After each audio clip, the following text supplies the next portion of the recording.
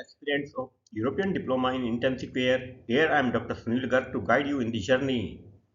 In this video, we will go through several questions spanning different organ systems. I will read the questions for you. If you still need more time to understand questions, you can pause the video to read question yourself. You can take your own time to practice and understand. Subsequent to the question, you will find the correct answer for that question and its explanation. For questions number 11, there will not be any answer and explanation available. This is a new feature of my video and this question is designed in a different manner and unique way. You can write its answer and explanation in the comment section box to have a wonderful discussion. For any more explanation, please write down in the comment section so I can respond there. I wish you a great journey ahead. The primary aim of initiating this is to introduce you to a variety of questions the way it appears in exam with different organ systems. Questions are based on basic knowledge and concepts and easy to understand, and their difficulty level is moderate.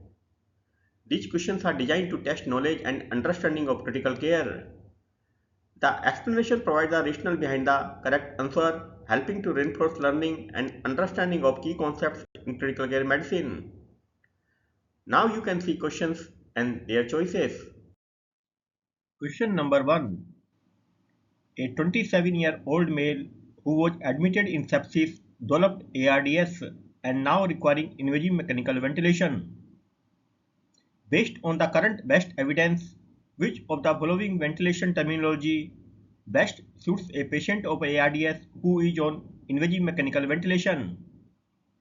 Choice A, low tidal volume ventilation. Choice B, lung protective ventilation. Choice C, open lung ventilation. Choice D, high PEEP ventilation. And choice E, high frequency oscillatory ventilation. The correct answer is choice B, lung protective ventilation. Here you can read its explanation.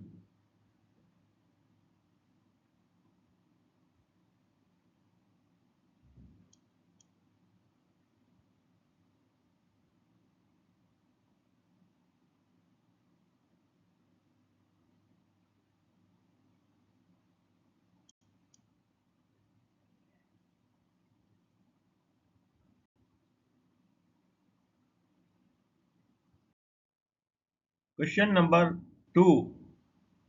Based on the current information, which of the following statement is not correct about different pressure considered during mechanical ventilation in ARDS? Choice A, and expiratory transpulmonary pressure should be kept between 0 to 10 cm of water. Choice B, transpulmonary driving pressure should be kept between 10 to 12 cm of water. Choice C, driving pressure should be kept between 18 to 20 cm of water. Choice D, plateau pressure should be kept below 30 cm of water. And choice E, minimum PEEP should be kept between 5 to 10 cm of water. The correct answer is option C. Driving pressure should be kept between 18 to 20 cm of water. Explanation.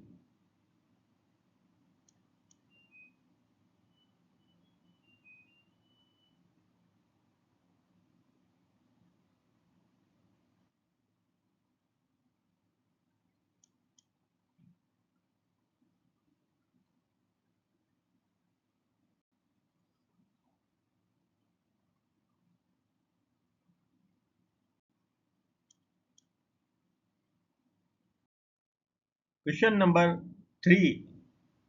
A 27-year-old man presented in a shock state as evident by the presence of hypotension, high lactate, drowsiness, and oliguria.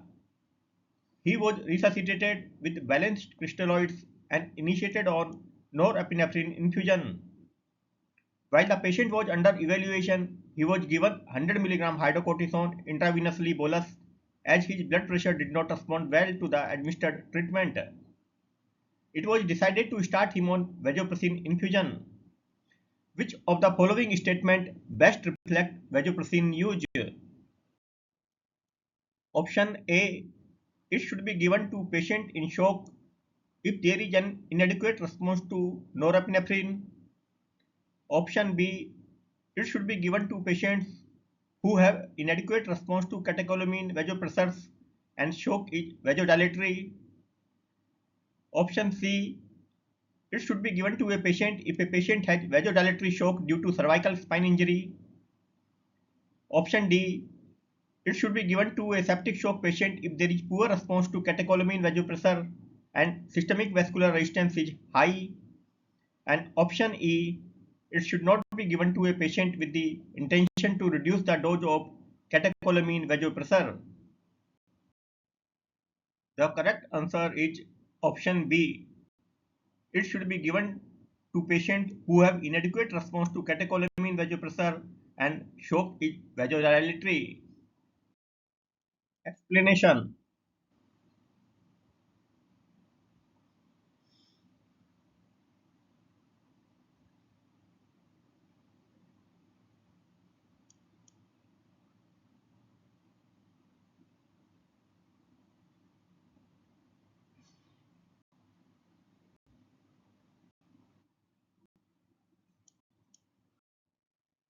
Question number 4. A 27-year-old man brought to hospital after an accident. On arrival, his heart rate was 110 per minute regular, blood pressure 90 by 60 millimeter of mercury, respiratory rate 23 per minute, temperature normal, GCS score 3, and pupils were 3 mm equal and fixed. He was intubated and ventilated. CT scan brain revealed large left subdural hematoma with midline shift of 7 mm. There were no other injuries to the patient. Which of the following is most important or most appropriate statement? Option A. Patient needs immediate surgical intervention. Option B. Expectant management should be given. Option C. His organs can be used for transplantation. Option D. No surgical intervention is required in view of GCS3. And option E. No surgical intervention required in view of fixed pupils. Correct answer option A. Patient needs immediate surgical intervention.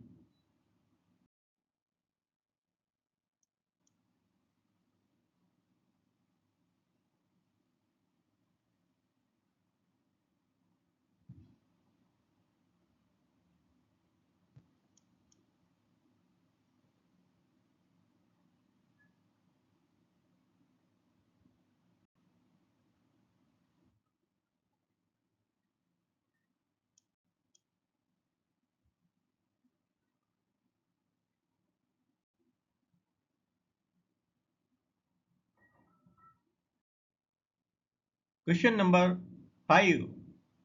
A 63-year-old male presented to hospital with pain abdomen. On initial arrival, he was tachycardic and hypotensive and CT abdomen revealed the presence of perforated sigmoid.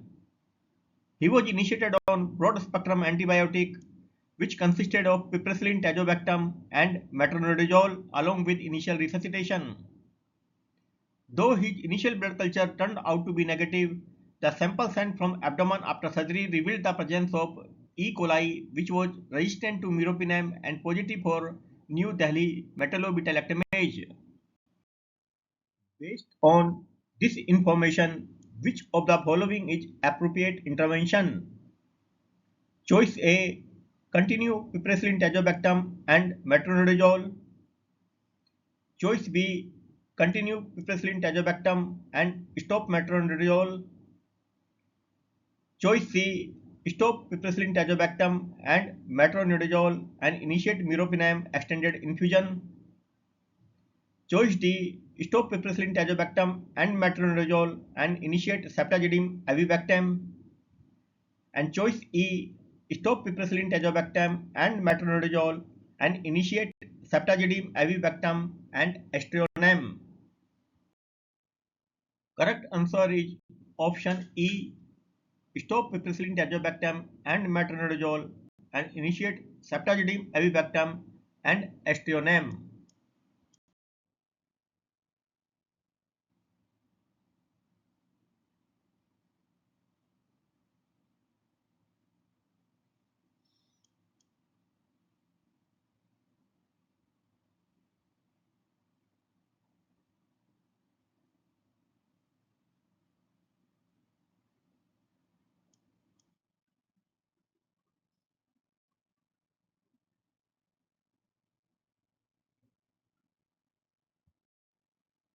Question number 6. A 46-year-old man who remained in ICU for last more than a month was tested positive for Stenotrophomonas maltophilia in bloodstream, and sensitivity results showed susceptibility to ceftazidime, levofloxacin and trimethoprim sulfamethoxazole.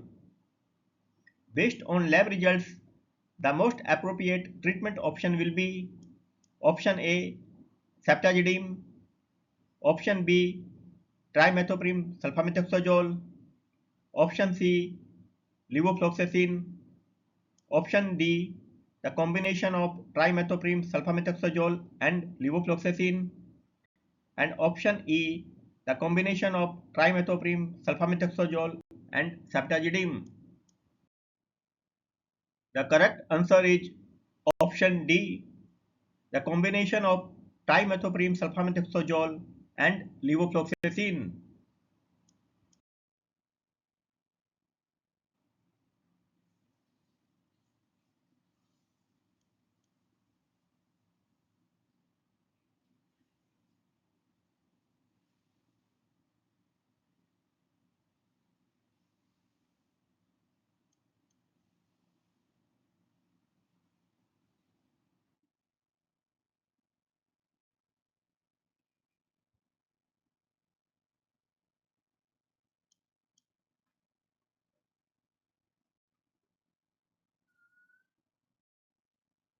Question number 7. A 23-year-old male, a case of polytrauma crush injury, was started on continuous renal replacement therapy without any anticoagulation. During therapy, it was observed that transmembrane pressure and pressure drop both have increased significantly. Which of the following is the best option to overcome this problem? Option A, start anticoagulation. Option B, increase or add pre-dilution. Option C, replace hemofilter. Option D, reduce filtration fraction to less than 25%. And option E, increase blood flow rate. Correct answer, option C, replace hemofilter.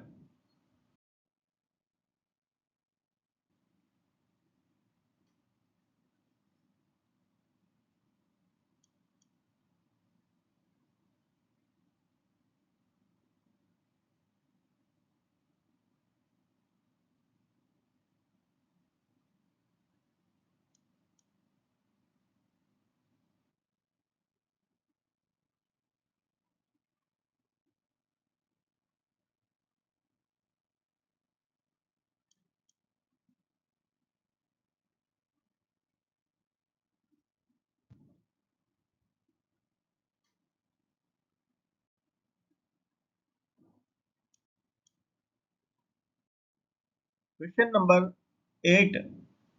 All the following are true about lactic acidosis except option A. Hyperlactatemia can occur in the setting of adequate tissue perfusion and adequate tissue oxygenation. Option B. Hyperlactatemia or lactic acidosis is always associated with low pH. Option C. Lactate is cleared from blood primarily by the liver.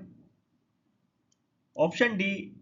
Lactic acidosis frequently occurs during strenuous exercise in healthy people. And option E. D. Lactic acidosis manifested by neurological signs and symptoms. Correct answer option B. Hyperlactatemia or lactic acidosis is always associated with low pH. Explanation.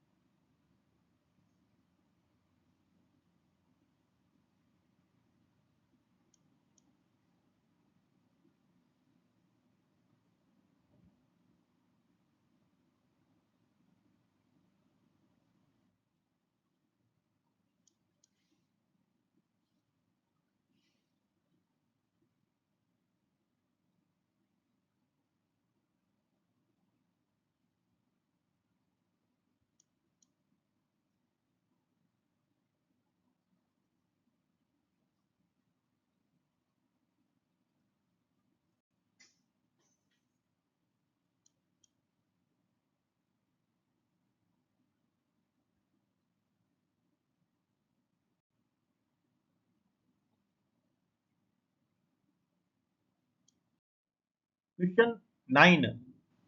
Which of the following patient best meet the needs of renal replacement therapy? Option a 27-year-old male with polytrauma who is on vasopressor support for low blood pressure, on ventilator, passing around 25 ml urine per hour with serum creatinine value of 4.73 mg per deciliter, blood pH 7.18, bicarbonate 12 millicurie per liter, potassium 5.8 millicurie per liter, just given sodium bicarbonate and furosemide. Option B, a 38-year-old female, a case of Salmonella bacteremia with deranged liver enzymes, creatinine 5.2 mg per deciliter, serum sodium 149 millicurie per liter, potassium 5.9 millicurie per liter, and pH 7.32 with no urine output undergoing fluid resuscitation and on vasopressor. Option C, a 32-year-old male, a case of necrotizing fasciitis, gram-positive cocci in blood, no urine output for last 6 hours, serum potassium 5.7 millicurie per liter, serum creatinine 2.3 mg per deciliter on high ventilatory support with FiO2 1 and given dextrose insulin, furosemide 40 mg intravenous and sodium bicarbonate 100 millicurie 4 hours back with subsequent rise in potassium from 5.2 to 5.7 millicurie per liter and decrease in pH from 7.31 to 7.20.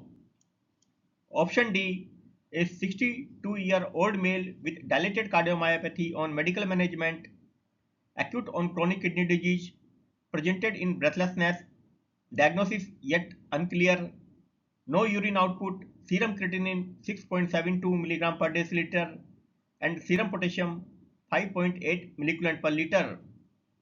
And option E, a 48-year-old male with bilateral pneumonia, deranged liver enzymes, in septic shock, started on vasopressors and broad spectrum antibiotics, undergoing fluid resuscitation, no urine output, pH 7.20, patient is in altered sensorium.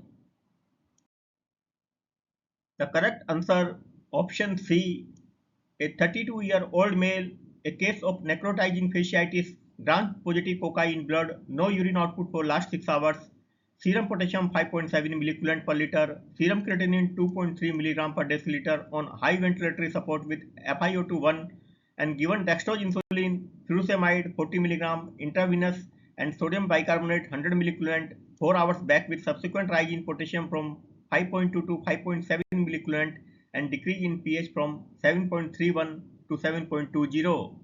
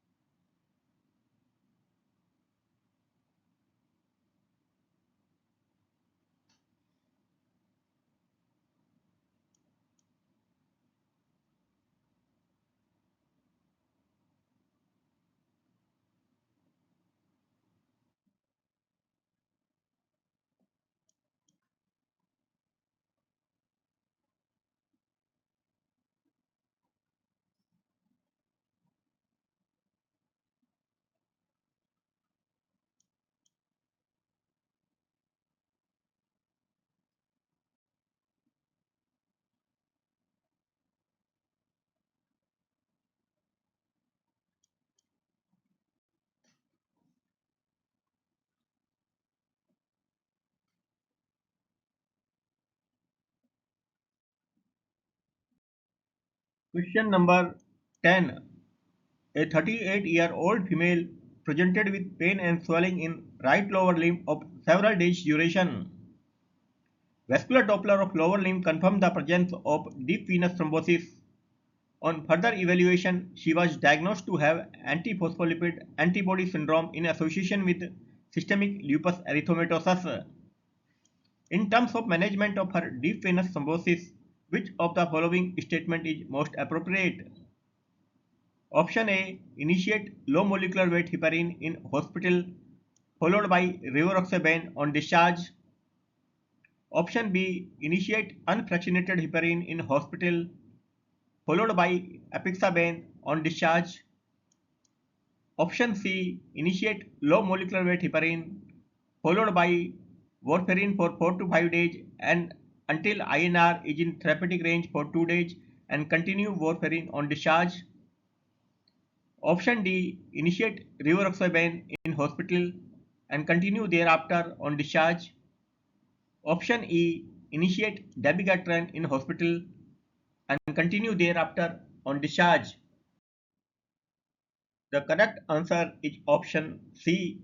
Initiate low molecular weight heparin followed with warfarin for 4 to 5 days and until INR is in therapeutic range for 2 days and continue warfarin on discharge. Explanation.